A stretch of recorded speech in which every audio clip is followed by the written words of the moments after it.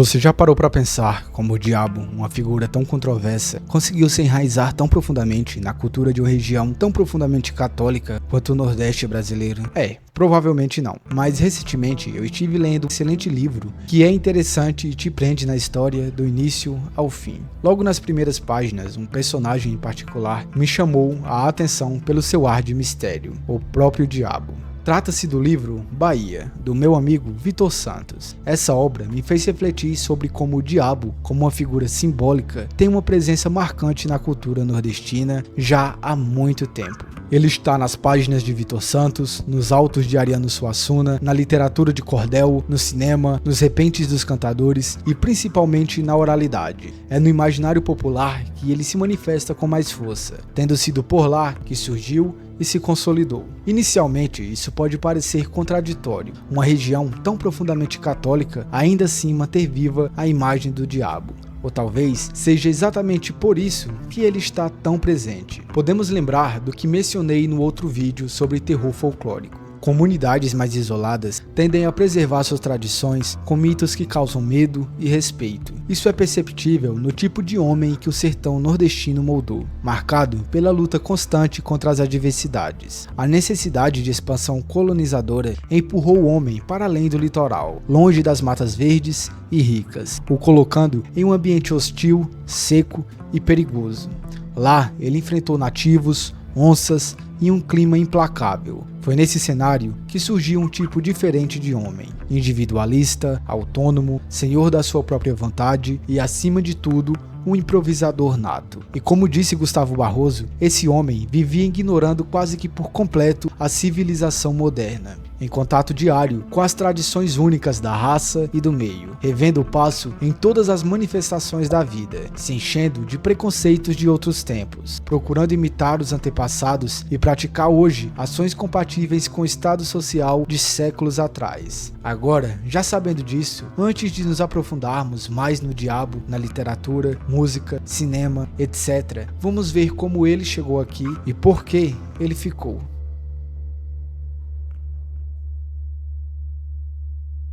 Quando Pedro Álvares Cabral chegou ao Brasil, não desembarcou apenas com marinheiros e religiosos, mas também com símbolos poderosos que moldariam a cultura do país, Deus e o diabo. Enquanto Frei Henrique de Coimbra celebrava a primeira missa e fincava a cruz cristã no solo brasileiro, o diabo encontrava seu espaço entre as tentações humanas. Os marinheiros, desgastados por meses no mar, sucumbiam à luxúria diante das mulheres indígenas, que por sua vez viam nos portugueses quase que figuras divinas.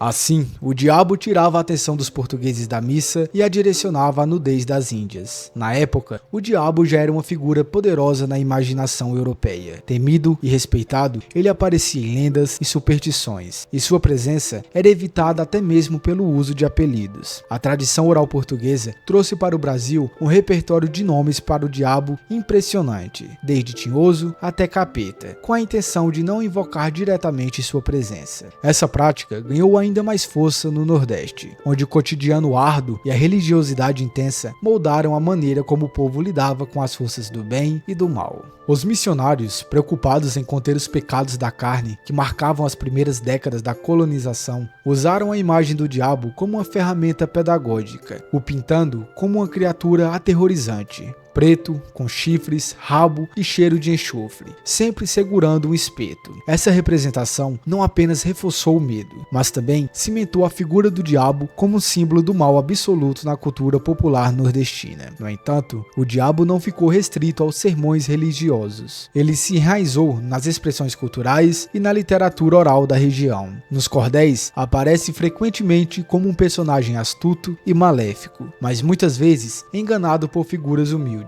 Histórias como a mulher que prendeu o diabo em uma garrafa mostram a esperteza popular triunfando sobre o mal. O diabo, transformado em fumaça, entra na garrafa para provar sua habilidade, apenas para ser aprisionado novamente, mostrando que mesmo temido, ele é vulnerável à inteligência humana. Esse tipo de diabo, que é enganado e vencido pela esperteza do sertanejo, foi chamado por Câmara Cascudo de demônio logrado. A presença do diabo no Nordeste vai além das histórias. Ela está também na linguagem cotidiana. Enquanto os homens, por machismo ou frustração, mencionam o diabo frequentemente em seus desabafos, as mulheres preferem apelar a Deus e aos santos. Expressões como Minha Nossa Senhora e Graças a Deus são comuns entre elas. Enquanto os homens recorrem a frases como tá com diabo ou é a besta fera mesmo, para expressar indignação. Essa dualidade reflete a luta diária do povo nordestino que busca na fé e na cultura popular formas de lidar com as adversidades da vida. Nos folguedos, o diabo é uma figura recorrente, muitas vezes representado como um vilão. No Bumba Meu Boi, por exemplo, ele aparece para tentar os personagens, mas é constantemente derrotado. No Pastoril, tenta desviar as pastoras a caminho de Belém, mas é frustrado pela intervenção divina. Essas representações mostram a força simbólica do diabo como antagonista, mas também como figura cômica que frequentemente acaba se lascando. Outro ponto interessante são os provérbios populares que reforçam a presença do diabo como metáfora para os desafios da vida. Dizeres como mente vazia é a oficina do diabo, ou quando Deus dá a farinha, o diabo rasga o saco, refletem a percepção do mal como parte inevitável da condição humana. Mas nem sempre o diabo é sinônimo de desgraça. Em algumas expressões, como o diabo de saia, ele assume um tom mais leve e até com significados mais interessantes, se é que vocês me entendem. No Nordeste, o diabo é mais que um símbolo do mal. Ele é parte integrante da cultura popular, representando as lutas internas e externas de um povo que enfrenta a dureza da vida com criatividade e fé, seja nas histórias de cordel, nas brincadeiras dos mamulengos ou nas expressões do dia a dia. O diabo permanece uma figura complexa, ao mesmo tempo que temida e desafiada, ajudando a contar a história de um povo resiliente e de imaginação fértil.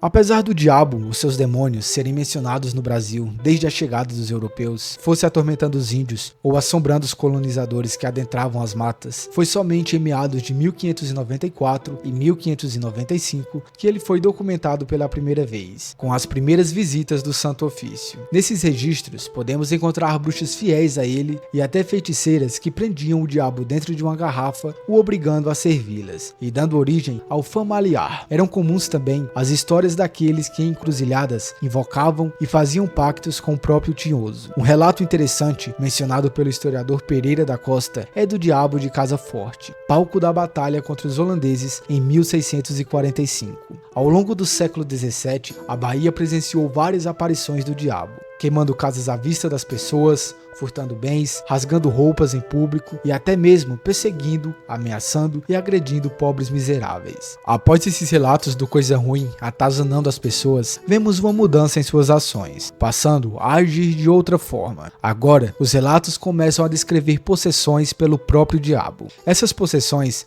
eram descritas como afetando as vítimas, tanto fisicamente quanto mentalmente, além de impactar o ambiente que mudava por completo. Relatos incluem alterações no clima, a luz do dia que desaparecia, barulhos estranhos e até mesmo odores desagradáveis. O demônio só podia ser expulso mediante um exorcismo realizado por um padre. Uma história marcante da época do domínio holandês conta sobre uma moça da cidade de Pojuca que, possuída, exigiu a presença de um padre específico para exorcizá-la. Inicialmente, os holandeses presentes não levaram o caso tão a sério, mas de repente, a mulher começou a falar em neerlandês, os acusando tanto de pecados cometidos em suas terras natais, quanto os pecados cometidos no Brasil. Após isso, eles finalmente trouxeram o padre solicitado, que conseguiu de fato expulsar o demônio, e até mesmo fez com que a mulher cuspisse um anel de azeviche, que serviu como uma espécie de troféu. Esse evento fez com que os neerlandeses passassem a respeitar profundamente os religiosos católicos que aqui viviam. E assim, o diabo permaneceu por séculos atormentando, possuindo e cometendo crimes no Nordeste, atazanando qualquer um que cruzasse seu caminho. Relatos como esses, amplamente documentados em cartas e documentos oficiais, mostram sua forte presença como algo real e que causava medo em todos, ficando marcado para sempre no folclore daquele povo.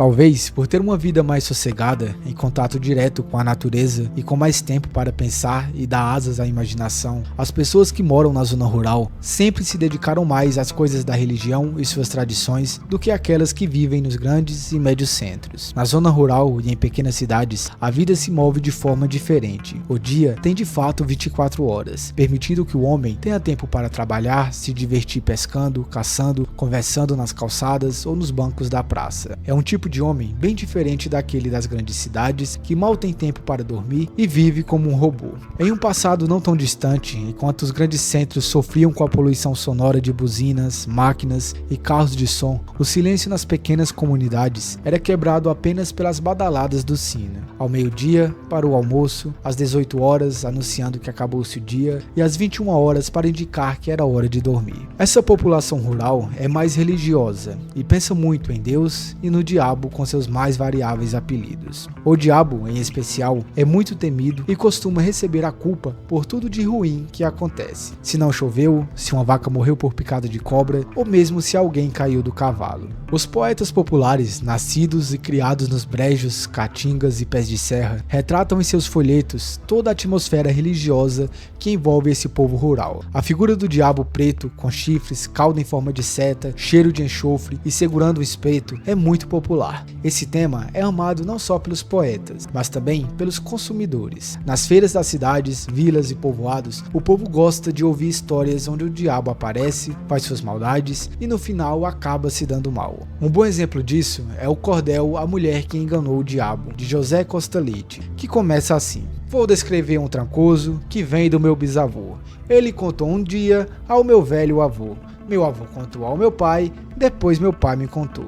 A história segue com um homem chamado Otaviano, que durante uma pescaria encontrou uma garrafa com uma fumaça azulada dentro e decidiu levá-la para casa. Sua mulher, chamada Isabel, acabou abrindo a garrafa e de dentro saiu o próprio diabo. Isso deu início a uma grande confusão e muita discussão entre os dois, até que a mulher começou a duvidar que o diabo realmente tivesse saído da garrafa. Ela então o desafiou a provar que podia sair e entrar novamente. Para provar sua habilidade, o diabo entrou na garrafa e outra vez Isabel o prendeu. Mas a história não termina por aí. Ela segue com a mulher enganando o diabo mais vezes e levando vantagem em cima do capeta. E na cestilha final, o poeta termina dizendo: já expliquei ao povo como é que mulher faz. O seu dom de atraiçoar sei que não se acaba mais, tanto que ela enganou até mesmo Satanás. E esse foi apenas um exemplo. Existem incontáveis cordéis que têm o diabo como tema.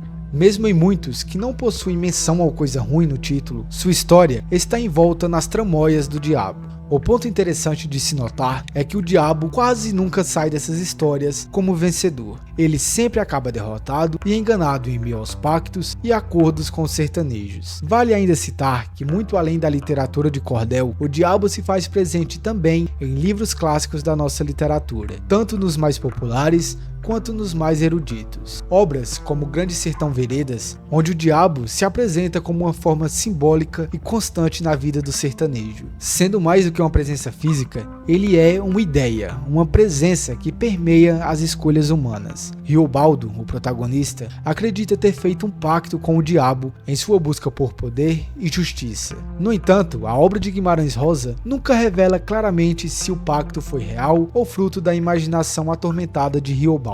O diabo aqui não tem chifres ou cheiro de enxofre, mas se manifesta nas dúvidas, medos e tentações humanas, refletindo o dilema moral do protagonista entre o bem e o mal. Essa ambiguidade faz do diabo uma força ainda mais poderosa, pois ele habita o íntimo dos personagens, representando as escolhas e os conflitos internos do sertanejo diante de um mundo hostil e sem respostas claras. Já em outra obra, o famoso Alto da Compadecida, o diabo assume um papel cômico e caricato, refletindo o talento de Ariano Suassuna para mesclar humor e religiosidade na cultura. Aqui, o diabo é uma figura que tenta seduzir as almas dos mortos mortos em um julgamento no além, mas acaba enganado pela esperteza de João Grilo, o protagonista. Ele é retratado como um antagonista atrapalhado que perde espaço para a misericórdia divina representada por Nossa Senhora. Ao mesmo tempo, sua presença reforça a ideia de que o mal e a tentação estão sempre à espreita, mas podem ser vencidos pela inteligência, pela fé e, claro, pelo senso de humor. E cara, existem ainda dezenas de outros trabalhos que têm o diabo como personagem, seja ele agindo por trás dos panos, como um dos principais antagonistas, ou apenas aparecendo de forma ocasional nas tramas das histórias narradas. Então, fica com vocês a missão de procurar mergulhar mais nessas obras.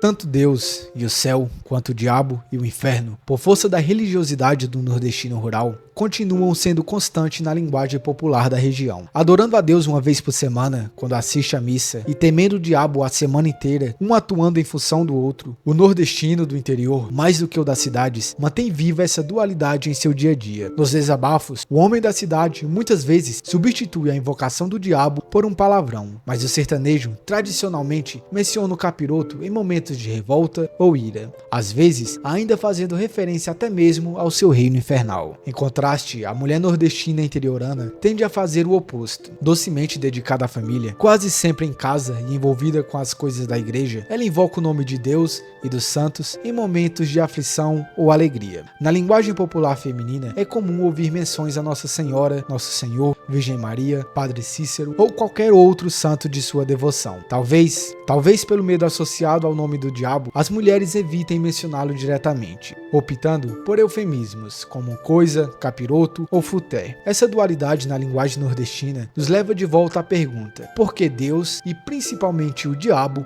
participam tanto da expressão popular na região? Sem dúvidas, a estrutura secular e religiosa é um dos principais fatores. Além disso, a adversidade da natureza, quase sempre hostil e incerta, o trabalho duro no campo, a injustiça social e o abandono em que muitos ainda vivem também parecem ser responsáveis por essa angústia, desespero e alguns outros problemas que aos poucos estão sendo solucionados. Mas voltando ao tema da linguagem popular, em momentos de admiração, surpresa, tristeza ou alegria, é comum o uso, principalmente por parte das mulheres, de expressões como Minha Nossa Senhora, Mãe do Céu e muitas outras, além de abreviações dessas mesmas. Mas o diabo e o inferno são ainda mais frequentes no diálogo nordestino, talvez porque aconteçam mais coisas ruins do que boas. A necessidade de xingar o nome do capeta fez com que a linguagem popular desenvolvesse mais de uma centena de apelidos para o diabo, muitos deles extremamente criativos. Esses apelidos, frutos da imaginação popular, ultrapassaram as fronteiras do Nordeste e se espalharam pelo Brasil, impulsionados pelo comércio e pela migração. E é aí que surge mais uma pergunta: por que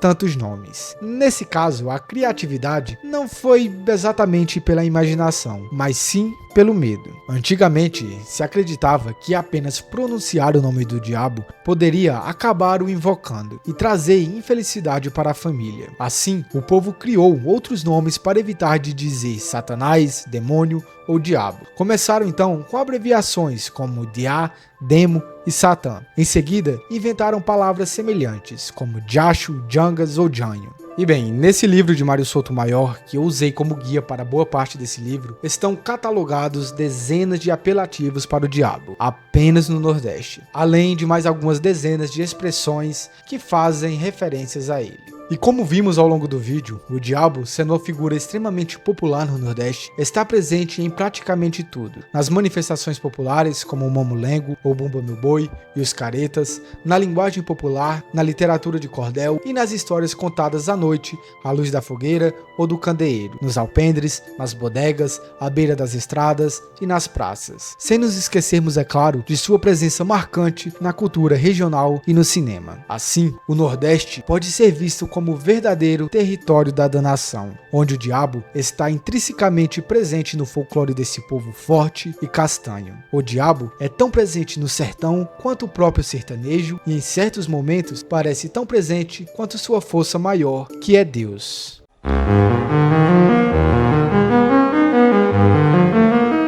E bem, antes de finalizar o vídeo, por favor, comprem o livro que eu citei no início do vídeo, Bahia, do meu amigo Vitor, porque ele não patrocinou nada aqui, ele nem sabe que eu tô fazendo esse vídeo, mas o livro é realmente bom. Tô recomendando porque o livro é bom, eu li e gostei. Então é isso, o link vai estar na descrição. E bom, eu sou o Cezion, espero que vocês tenham gostado do vídeo. Se gostou, deixe uma curtida e um comentário para ajudar no engajamento. Quero deixar um agradecimento em especial aos membros do canal que apoiaram esse vídeo que vocês assistiram. Então é isso, valeu e até a próxima.